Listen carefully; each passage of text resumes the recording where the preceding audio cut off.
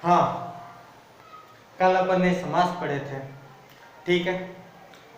अब अपन आज मुख्य रूप से वाक्य शुद्धि वाला टॉपिक पढ़ते हैं कि आखिर ये वाक्य शुद्धि क्या है और हम कहाँ कहाँ पर ये गलतियाँ कर देते हैं। छोटी छोटी गलती होती है, हम कोई भी वाक्य लिखते हैं, पत्र लिखते हैं, तब ये गलतियाँ हमसे हो जाती है भूल में, ठीक है।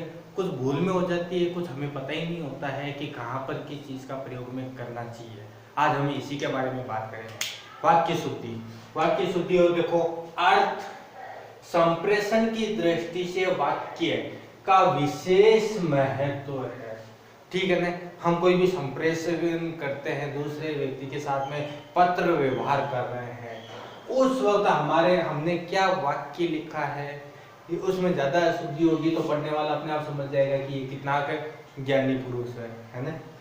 तो मतलब इसका विशेष महत्व है। वाक्य रचना में पदों का सार्थक और सुसंगत प्रयोग करने से ही वह शुद्ध माना जाता है। मतलब हमें पत्र व्यवहार में या कोई वाक्य लिखते हैं, उसमें सार्थक व सुसंगत शब्दों का ही प्रयोग करना चाहिए, तभी वो शुद्ध माना जाएगा।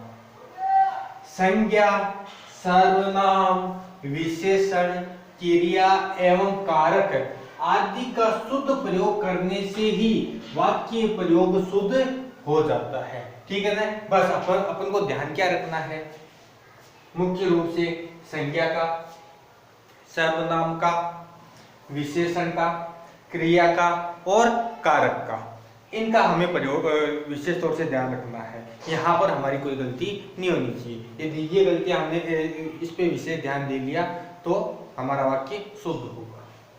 अब अपन पहला बात करते हैं संज्ञा संबंधी, ठीक है। मुख्य रूप से जहां हम गलती के कहाँ कर रहे हैं, संज्ञा से संबंधित गलतियां कर रहे हैं, तो उस पे विशेष ध्यान देते हैं। सबसे पहले देखो, मैंने वाक्य आगे ऑलरेडी लिख रखा था, हिमालय पर्वत बर्फ से ढका रहता है। अब ये एक वाक्य है। अब इसमें आपको देखने से क्या है, अशुद्ध कुछ लग ही नहीं रहा है ना। लेकिन बड़े ध्यान से देखोगे तो हमने क्या लिखा है यहाँ पर, हिमालय भी लिखा है और पर्वत भी लिखा है। सबको पता है हिमालय है क्या, पर्वत ही है। तो बाद में ये निरर्थक शब्द की आवश्यकता है क्या, हमें नहीं है, ठीक है ना। इसकी आवश्यकता ही नहीं है, पर्वत लिखने की आवश्यकता ही नहीं है। इसलिए ये इसका शुद्ध रूप क्या होगा, हिमालय बर्फ से ढका रहता है। ये आपका इधर शुद्ध रूप है, ये आपका शुद्ध रूप है, हिमालय बर्फ से ढका रहता है। सेकंड बात करते हैं अपन, शनिवार के दिन अवकाश रहता है। शनिवार के दिन अवकाश रहता है। देखने पे ये वाक्य भी हमें शुद्ध दिखाई दे रहा है, लेकिन हमने बोल दिया यहाँ पे शनिवार, तो क्या दिन बोलना भी जरूरी है क्या, नहीं है जरूरी। तो बाद में वो फालतू में इसे दिन का लफड़ा क्यों रखें। इसलिए क्या होगा, शनिवार को अवकाश रहता है, आपका शुद्ध वाक्य ये होगा। 1 नंबर का क्वेश्चन आपके 9वीं 10वीं क्लास में आता है वाक्य शुद्धि से रिलेटेड, ठीक है। इसलिए इस अपने संज्ञा संबंधी जो गलतियां थी वो हमने सही करनी है। दूसरा अपन देखते हैं सर्वनाम संबंधी अशुद्धियां।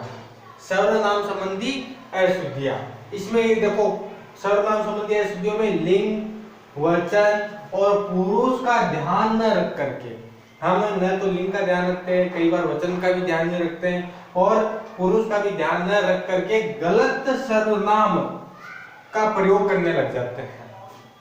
वो ये हमारे कौन सी गलती हो गई, अशुद्धि हो गई, सर्वनाम संबंधी अशुद्धि हो गई। जैसे मेरे को पाठ याद नहीं हुआ, अजीब सा नहीं लग रहा है, मेरे को पाठ याद नहीं हुआ। यदि ये वाक्य में बोलता हूं तो क्यों, स्पष्ट दिख रहा है। मेरे को क्या होता है, कोई वाक्य नहीं है, कोई व्यवस्थित शब्द नहीं है मेरे को।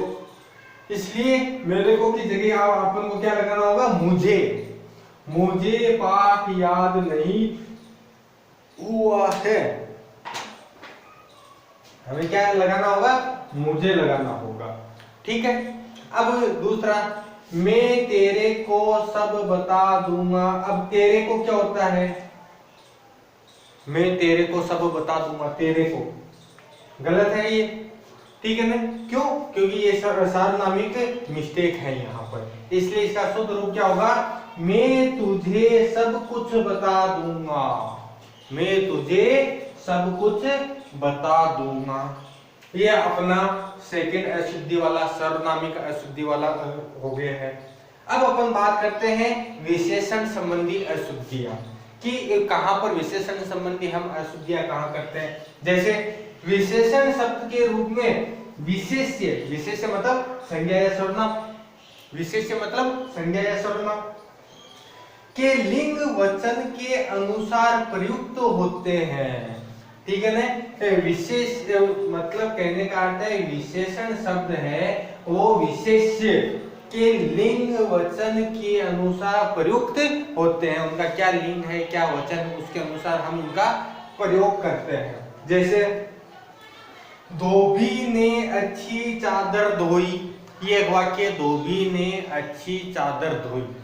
अब धोबी ने, यदि वो चादर अच्छी है तो धोने की आवश्यकता है नहीं है, मतलब ये गलती है यहाँ पर, विशेषण से संबंधित है, इसलिए इसका शुद्ध रूप क्या होगा? धोबी ने चादरें अच्छी धोई है, ठीक है ना? चादरें क्या है, कैसी धोई है? अच्छी धोई है, साफ धोई है। यहाँ पर देखो अर्थ ही पूरा चेंज हो रहा है। यहाँ पर पहले वाले अशुद्ध वाक्य में क्या अर्थ निकल रहा था कि धोबी ने अच्छी चादरें धोई, मतलब साफ चादरें धोई है। साफ ये तो धोने की क्या आवश्यकता है? इसका शुद्ध रूप होगा धोबी ने चादरें अच्छी धोई है। दूसरा है कोहिनूर एक अमूल्य हीरा है, कोहिनूर है वो एक अमूल्य हीरा है, ठीक है ना? अमूल्य नहीं बहुमूल्य हीरा है। कोहिनूर क्या है? हमारे लिए बहुमूल्य हीरा है। यहाँ पर हमने ये परिवर्तन कर दिया है, ठीक है? अब अपन नेक्स्ट देखते हैं।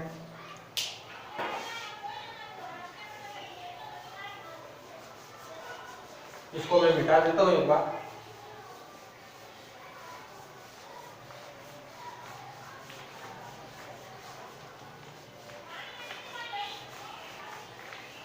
इसलिए मुख्य रूप से जो हम जहां पर ये गलतियां कर रहे हैं उन गलतियों को नहीं करना है, क्योंकि ये छोटी छोटी जो गलतियां हैं यही हमारे एग्जाम में नंबर काट देती हैं, ठीक है? और ये दूसरी बात ये है, व्यवहारिक जीवन में भी हम देखें तो ये गलतियां नहीं होनी चाहिए।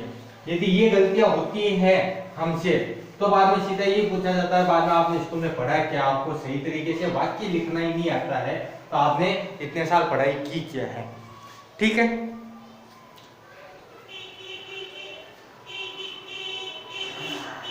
हाँ, अब अपन चौथा पॉइंट की बात करते हैं, वो है क्रिया संबंधी अशुद्धियां, की क्रिया संबंधी अपन को अशुद्धियां देखनी है। वाक्य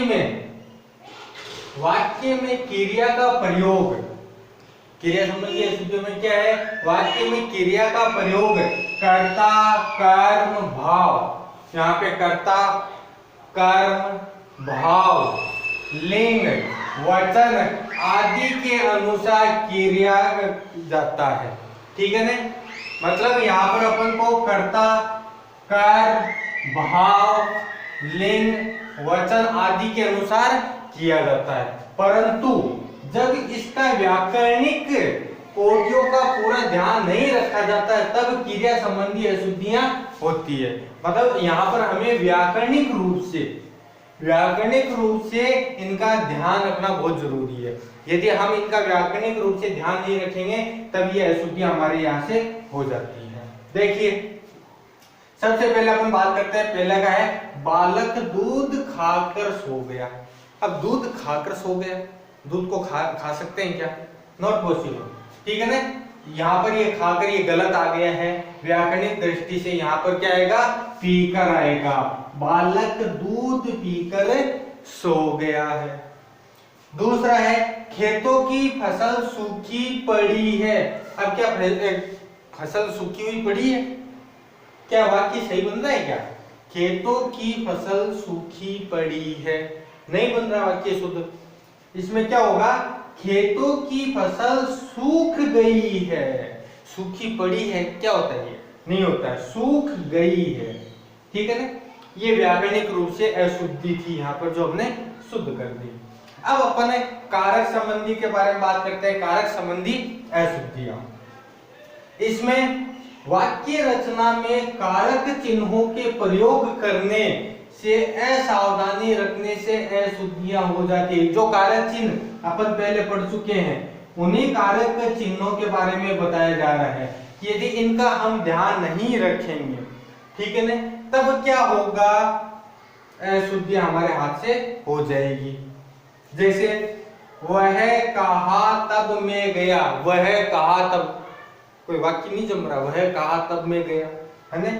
उसने कहा, वह की जगह क्या आएगा, उसने कहा तब मैं गया, उसने कहा तब मैं गया।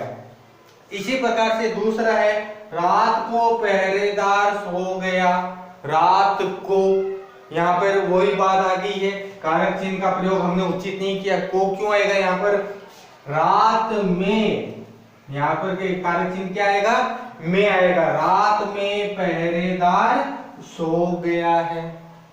ठीक है, अब छठा अपन देखते हैं, छठी जो अशुद्धि हमारे द्वारा की जाती है वो लिंग और वचन से संबंधित अशुद्धियां होती है।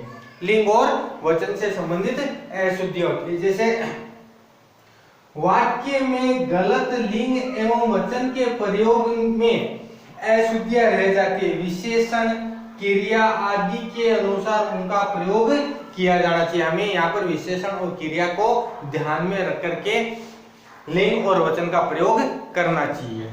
जैसे हाथी गन्ना खाती है, एक वाक्य आ गया, ये हाथी गन्ना खाती है, खाती क्या सही है, नहीं है, यहाँ पर खाता है आएगा, हाथी गन्ना खाता है। उसके बाद में मेरा हस्ताक्षर सुंदर है, मेरा हस्ताक्षर, मेरा हस्ताक्षर क्या होता है, मेरे हस्ताक्षर, यहाँ पर मेरे हस्ताक्षर सुंदर है, ये अपना शुद्ध वाक्य हो गया। ठीक है, अभी तक अपन 6 पढ़ चुके हैं, अब अपन पढ़ेंगे 7वां। ये बार इसको मिटा दिया जाता है, मिटा देता हूं मैं। हाँ, अब अपन 7वां नंबर देखते हैं, शब्द व्यक्ति क्रम संबंधी अशुद्धि। मतलब इसके क्रम में, शब्दों के क्रम में जो हम अशुद्धियां करते हैं कई बार, उसके बारे में। ठीक है, जैसे ये एक क्वेश्चन हर साल किसी न किसी क्लास के एग्जाम में आता है, ये एक वाक्य हर साल किसी न किसी, जैसे पिछले साल 9th क्लास में आया था, ठीक है, 2019 का जो सत्र था, 2019-20 का, उसमें 9th क्लास के अर्धवार्षिक का एग्जाम, वार्षिक तो हुई नहीं थी कोविड के चक्कर में, अर्धवार्षिक के एग्जाम में ये क्वेश्चन आया था। उससे पहले भी कभी 10वीं में आया हुआ है, कभी 11वीं में आता है, कभी 12वीं क्लास में आता है, आता ही रहता है। क्या है, यहाँ शुद्ध गाय का दूध मिलता है। अब गाय कौन सी शुद्ध हुई, गाय तो सभी शुद्धि होती है, ठीक है ना, मिलावट हम दूध में करते हैं, इसलिए यहाँ गाय का शुद्ध दूध मिलता है। क्रम में चेंज आ गया ना, ये शुद्ध पहले आगे आ रहा था, यहाँ पे आ रहा था, तो वो गलत था। यहाँ गाय का शुद्ध दूध मिलता है, पिछले साल शुद्ध घी का आया था, मैंने यहाँ दूध ठीक है, ज्यादा फर्क नहीं है। दूसरा उदाहरण देखते हैं हम, हाथ से गिरते ही प्याला टूट गया, इसके क्रम में भी एक मिस्टेक है। यहाँ क्या होगा, हाथ से प्याला गिरते ही टूट गया, यहाँ पर प्याला पहले आ जाएगा। उसके अलावा एक और है जो वैसे देखते ही पता चल जाएगा, खरगोश को काटकर गाजर खिलाओ, किसको खिलानी है, खरगोश को काटकर गाजर को खिलाना है, खरगोश को, मतलब सेट ही नहीं हो रहा है ना, मतलब गाजर काट करके किसको खिलानी है, खरगोश को खिलानी है, गाजर काटकर खरगोश को खिलाओ, ये आपका शुद्ध वाक्य है। ये तो अपने हो गए 7 पॉइंट जितने जो अपन गलतियां करते हैं। उसके अलावा अन्य भी कई जो छोटी मोटी गलतियां हैं, जो अन्य विविध अशुद्धियां हैं, उनके बारे में बात करते हैं। जैसे मेरा भक्त कवि थी, कवि पुरुष के लिए आता है, ठीक है, यहाँ पर लिंग संबंधी गलती हम करते हैं, ठीक है ना, कवि पुरुष के लिए आता है, महिला के लिए कवि नहीं आता, कवयित्री आता है। इसलिए मीरा भक्त कवयित्री थी। जैसे पुरुष के लिए विद्वान आता है, यहाँ पर विद्वान लिख देता, गलत था, महिलाओं के लिए विदुषी आता है, ठीक है ना।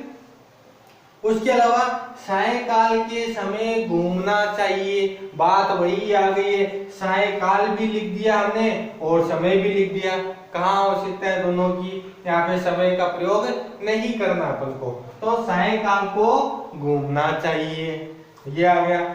वह शायद अब नहीं आएगा, वाक्य क्या सही बन रहा है, वह शायद अब नहीं आएगा, वह शायद अब नहीं आवे।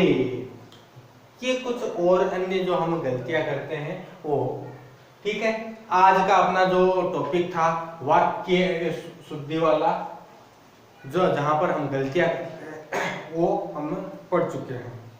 आज के लिए काफी है, कल अपन नया कोई टॉपिक लेके आएंगे और उसका अध्ययन करेंगे। आज के लिए यहीं भी, धन्यवाद।